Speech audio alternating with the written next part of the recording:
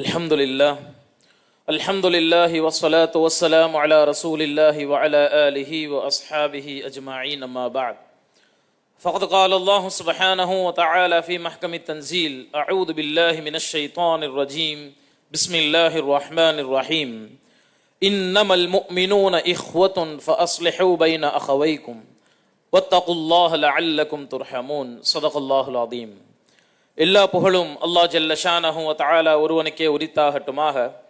ஸலாத்தும் ஸலாமும் எம்பெருமானார் முஹம்மது நபி ஸல்லல்லாஹு அலைஹி வஸல்லம் அவர்கள் மீதும் அவர்களின் சன்மார்க்க நெறியை பின்பற்றி வாழ்ந்த சத்திய சஹாபாக்கள், தாபிஈன்கள், தபா தாபிஈன்கள், நல்லோர்கள், வல்லோர்கள், குறிப்பாக இங்கே அமர்ந்திருக்கின்ற நம்மவர்கள் மீதும் அல்லாஹுவின் அன்பும் அருளும் என்றென்றும் நின்று நிலவட்டுமாக. ஆமீன்.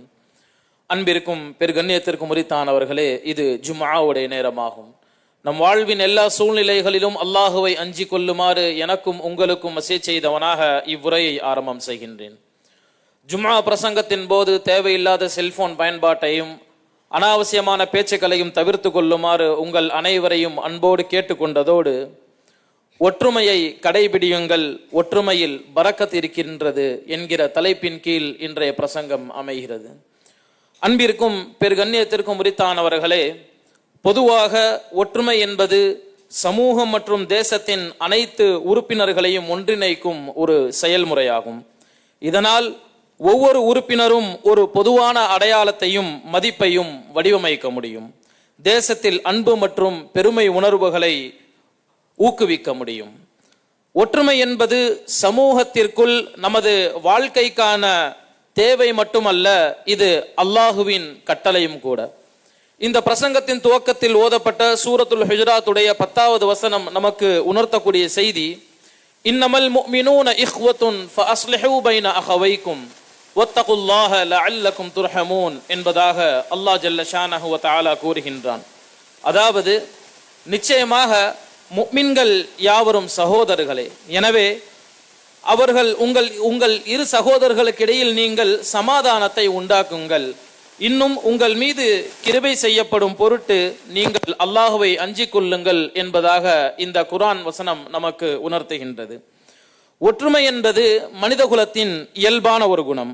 ஏனெனில் நாம் ஒருவருக்கொருவர் தேவைப்படுகின்றோம். மற்றவர்களின் உதவியின்றி நம்மால் தனியாக வாழவும் முடியாது. அப்படி வாழ்வதென்பது சாத்தியமற்ற ஒன்றாகும். ஒன்றுபட்ட சமூகம் ஒரு உடலை போல ஒருவரையொருவர் வலுப்படுத்தி பாதுகாக்க செய்யும். அது நுஅமான் பின் பஷீர் ரலியல்லாஹு அன்ஹு அவர்கள் அறிவிக்கக்கூடிய ஹதீஸ், முஸ்லிமிலே பதிவாக இருக்கக்கூடிய ஹதீஸ். நபிகள் நாயகம் ஸல்லல்லாஹு அலைஹி வஸல்லம் அவர்கள் அருளுகின்றார்கள், மஸலுல் முஃமினீன ஃபீ தவாத்திஹிம் வ தராஹுமிஹிம் வ தஆதுஃபிஹிம் மஸலுல் ஜஸதி இதா இஷ்தகா மின்ஹு உத்வன் ததாஆ லஹு சாயிருல் ஜஸதி பிஸ்ஸஹரி வல் ஹும்மா. அதாவது, நல்ல முஃமின்களுக்கான உதாரணம் மற்றவர்கள் மீது பரஸ்பர அன்பை காட்டுவதிலும் கருணை காட்டுவதிலும் இரக்கம் காட்டுவதிலும் ஒரு மனிதனின் உடலை போல. அதன் ஒரு பகுதி நோய்வாய்ப்பட்டால் உடலின் மற்ற பகுதிகள் விழிப்பு மற்றும் காய்ச்சலுடன் தன்னுடைய வலியை வெளிப்படுத்துகின்றனர். எனவே அன்பிற்கும் பெருகண்ணியத்திற்கும் உரித்தானவர்களே, நமக்குள் எவ்வேறுபட்ட கருத்து வேறுபாடுகள் இருந்தாலும் நாம் அதனை கலைத்து விட்டு ஒற்றுமையாக இருப்பதற்கு நாம் முயற்சிக்க வேண்டும். சூரத்துல் அன்ஃபாலுடைய 46வது வசனம் நமக்கு உணர்த்தக்கூடிய செய்தி, وَأَطِيعُوا اللَّهَ وَرَسُولَهُ وَلَا تَنَازَعُوا فَتَفْشَلُوا وَتَذْهَبَ رِيحُكُمْ وَاصْبِرُوا إِنَّ اللَّهَ مَعَ الصَّابِرِينَ. அதாவது, அல்லாஹுக்கும் ரசூலுக்கும் நீங்கள் கீழ்ப்படியுங்கள், நீங்கள் கருத்து வேறுபாடு கொள்ளாதீர்கள். அவ்வாறு கொண்டால் நீங்கள் கோழைகளாக ஆகிவிடுவீர்கள், உங்களுடைய பலம் குன்றிவிடும். எனவே உங்களுடைய துன்பங்களை நீங்கள் சகித்து கொண்டு பொறுமையாக இருங்கள். நிச்சயமாக அல்லாஹ் ஜல்ல ஷானஹு வ தஆலா பொறுமையாளர்களுடன் இருக்கின்றான் என்பதாக இந்த குர்ஆன் வசனம் நமக்கு உணர்த்துகின்றது. ஆனால் இன்றைய சமூகத்தின் நிலைமை யதார்த்தம் அப்படி இல்லை. சமீப காலமாக ஒரு சில நபர்கள் சமூக ஊடகங்களின் வாயிலாக பொய் பிரச்சாரங்களையும் அவதூறுகளையும் பரப்பக்கூடியவர்களாக, ஒற்றுமையின்மையை பரப்பக்கூடியவர்களாக இவர்கள் தன்னுடைய உரத்த குரலை பயன்படுத்தி வருகின்றார்கள். நல்லொழுக்கத்தை பரப்புவதற்கான இடமாக இன்றைய சமூக வலைதளங்கள் இல்லை என்பது குறிப்பிடத்தக்கது. அதாவது, ஒவ்வொருவரும் தன்னுடைய தனிப்பட்ட சித்தாந்தங்களையும் எதிர்மறை அணுகுமுறைகளையும் மதவெறி, இனவெறி, மொழிவெறியின் வாயிலாக தன்னுடைய கருத்து வேறுபாடுகளை வெளிப்படுத்தக்கூடிய விஷயங்களை இன்றெல்லாம் நாம் பார்த்து கொண்டிருக்கின்றோம். எனவே அன்பிற்கும் பெரு கண்ணியத்திற்கும் உரித்தானவர்களே, இதன் வாயிலாக நாம் நமக்குள் சண்டையிட்டுக் கொள்கின்றோம். இதன் வாயிலாக இன்ன பிற நபர்கள், இஸ்லாத்தை எதிர்க்கக்கூடியவர்கள் இதனை கொண்டு சந்தோஷம் அடையக்கூடிய ஒரு அவல நிலையை நம்மால் காண முடிகின்றது.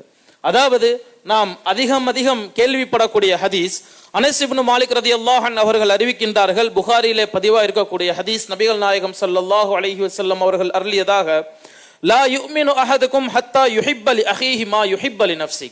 அதாவது ஒருவன் சிறந்த முஃமின் ஆக முடியாது எதுவரை என்று சொன்னால், தனக்கு விருப்பப்படக்கூடிய, தனக்கு நாடக்கூடிய விஷயத்தை தன்னுடைய சகோதரனுக்கும் நாடாதவரை அவன் ஒரு சிறந்த முஃமினாக ஆக முடியாது என்று இந்த ஹதீஸ் நமக்கு உணர்த்துகின்றது. எனவே அன்பிற்கும் பிற கண்ணியத்திற்கும் உரித்தானவர்களே, நமக்குள் ஒற்றுமையை வலுப்படுத்த, ஒற்றுமையை ஏற்படுத்திக் கொள்வதற்கு நாம் 3 விஷயங்களை கடைபிடிக்க கடமைப்பட்டிருக்கின்றோம். முதலாவது, ஒற்றுமை குணம் என்பது நம்முடைய உள்ளத்திலிருந்து ஆழமாக உருவாக வேண்டும். இரண்டாவது, கருத்து வேறுபாடுகளை ஏற்றுக்கொள்ள கற்றுக்கொள்ள வேண்டும். நமக்குள் பல்வேறு விதமான கருத்து மோதல்கள் இருந்தாலும் அதனை சகித்து கொண்டு, அதனை ஏற்றுக்கொண்டு பக்குவப்படுவதற்கு நாம் தயாராக வேண்டும். மூன்றாவது, மற்றவர்களை கேலி செய்வதையும் தரம் தாழ்த்தி பேசுவதையும் தவிர்த்து கொள்ள வேண்டும். ஒரு சில நேரங்களில் நாம் மற்றவர்களை காட்டிலும் உயர்வான நிலையில் இருக்கின்றோம் என்பதாக நாம் நினைத்துக் கொள்கின்றோம். ஆனால் நாம் யாரை தாழ்த்தி குறைபாடு உள்ளவர்களாக கருதுகின்றோமோ அவர்கள் நம்மை காட்டிலும் சிறந்தவர்களாக இருக்கக்கூடும். எனவே இந்த விஷயங்களை கருத்தில் கொண்டு ஒற்றுமையை வலுப்படுத்திக் கொள்வதற்கு நாம் தயாராக இருக்க வேண்டும். வல்ல அல்லாஹ் நம்முடைய ஒரே உம்மாவாக செயல்படுவதற்கு, ஒற்றுமையை பலப்படுத்திக் கொள்வதற்கு தௌஃபீக் செய்வானாக. வமா அலைனா இல்லல் பலாக். அல்ஹம்துலில்லாஹ்.